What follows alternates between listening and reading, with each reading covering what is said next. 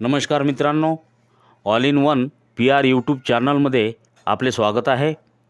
महाराष्ट्र राज्यात मुख्यमंत्री योजना दूत कार्यक्रमाच्या अंमलबजावणीबाबत आपण जाणून घेणार आहोत। अशा शासनाच्या नवनवीन योजनांची माहिती मिळवण्यासाठी all in one P our YouTube चॅनलला लाईक करा, सबस्क्राईब करा व शेअर करा। तर चला व्हिडिओला सुरुवात करूयात।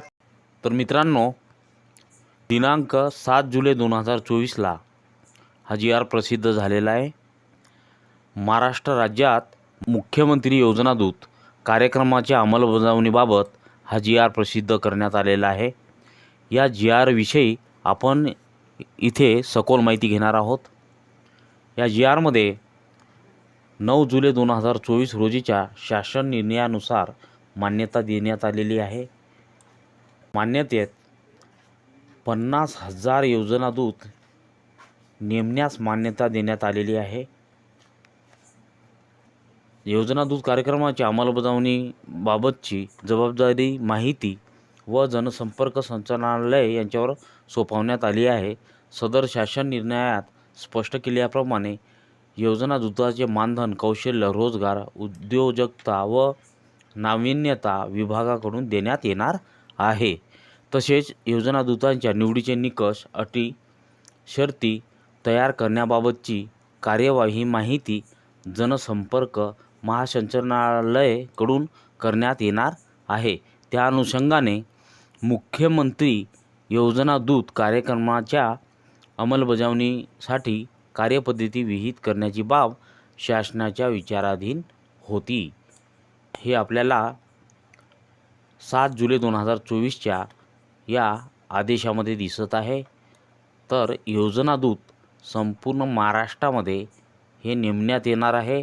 9 जुलैच्या शासन निर्णयानुसार हे मान्यता देण्यात आलेली आहे। तर आपण शासन निर्णय बघूयात।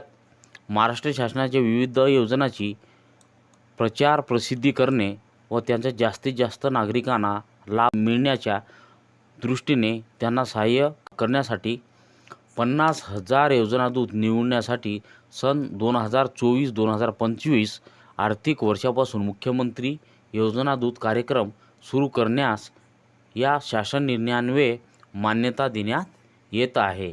याबाबतची कार्यपद्धती पुढील प्रमाणे केल्याप्रमाणे असेल। तर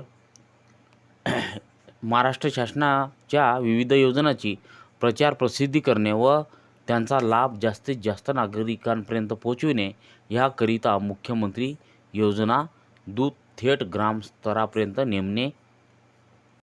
तर मित्रांनो, हा जे जी.आर. आहे त्याच्यामध्ये स्पष्टपणे उल्लेख आपल्याला दिसत आहे। महाराष्ट्रामध्ये 50,000 योजना दूत हे नेमण्यात येणार आहे आणि हे योजना दूत नागरिकांना योजनाचा प्रचार प्रसिद्धी करणे व त्यांचा जास्तीत जास्त नागरिकांना लाभ मिळण्याच्या दृष्टीने सहाय्य करण्यासाठी हे योजना दूत नेमले जाणार आहे। तर त्याची आपण कार्यपद्धती थोडक्यात बघूयात। महाराष्ट्र शासनाच्या माहिती व जनसंपर्क महासंचालनालय आणि मुख्यमंत्री जनकल्याण कक्ष यांच्यामार्फत संयुक्तपणे मुख्यमंत्री योजना दूत कार्यक्रम राबविला जाणार आहे। तर मित्रांनो, जनसंपर्क महासंचालनालय व जनकल्याण कक्ष यांच्या संयुक्तपणे मुख्यमंत्री योजना दूत कार्यक्रमाची घोषणा करण्यात आलेली आहे। तर ग्रामीण भागात प्रत्येक ग्रामपंचायतीसाठी एक व शहरी भागात 5,000 लोकसंख्येसाठी एक योजना दूत या प्रमाणात एकूण 50,000 योजना दूताची निवड करण्यात येईल असे आपल्याला स्क्रीनवर या आदेशामध्ये मित्रांनो दिसत आहे। तर मुख्यमंत्री योजना दूतास प्रत्येकी 10,000 प्रति महिना एवढे ठोक मानधन देण्यात येणार आहे। मित्रांनो, हा पॉईंट लक्षामध्ये ठेवण्यासारखा आहे। ज्यांची कोणाची निवड होणार आहे त्यांना 10,000 रुपये प्रति महिना एवढे ठोक रक्कम मानधन देण्यात येणार आहे। याच्यामध्ये प्रवास खर्च भत्ते व समावेशित खर्च इन्क्लुडिंग असणार आहे.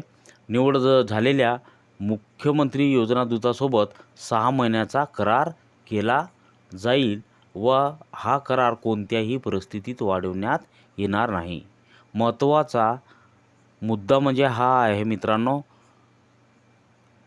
जे कोणी ज्यांची कोणी योजना दूताची निवड होणार आहे त्यांचा 6 महिन्याचा करार असणार आहे.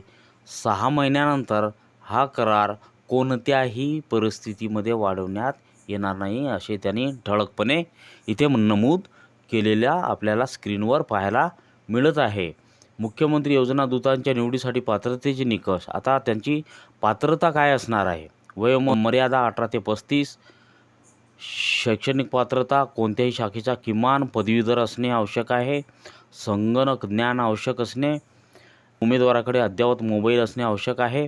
उमेदवार हा महाराष्ट्राचा आदिवासी असणे आवश्यक आहे. उमेदवाराचे आधार कार्ड बँक खात्यासोबत लिंक असणे आवश्यक आहे. ही पात्रतेचे निकष आहे मित्रांनो. योजना दूत निवडीसाठी उमेदवाराने कोणती कागदपत्रे सादर करायची आहे हे आपण पुढे पाहू. आधार कार्ड, पदवी उत्तीर्ण असल्याबाबतचा पुरावा दाखल कागदपत्रे, प्रमाणपत्र, आदिवास दाखला, सक्षम यंत्रणेने दिलेला वैयक्तिक बँक खात्याचा तपशील, पासपोर्ट साईज फोटो, हमीपत्र ऑनलाईन अर्जासोबतच्या नमुन्यामधील. तर इतके कागदपत्रे तुम्हाला लागणार आहे आणि निकषसुद्धा तुम्हाला इथे पाहायला मिळत आहे. तर या प्रकारे मित्रांनो योजना दूताची निवड करण्यात येणार आहे. मी आशा करतो की तुम्हाला ही माहिती समजली असेलच. तर अधिक माहितीसाठी हे GR सुद्धा तुम्ही वाचू शकता. तर मित्रांनो ही माहिती तुम्हाला समजलीच असेल अशी मला खात्री आहे. तर मित्रांनो अशाच नवनवीन शासनाच्या माहितीसाठी all in one PR YouTube चॅनलला लाईक करा, सबस्क्राईब करा व शेअर करा. धन्यवाद.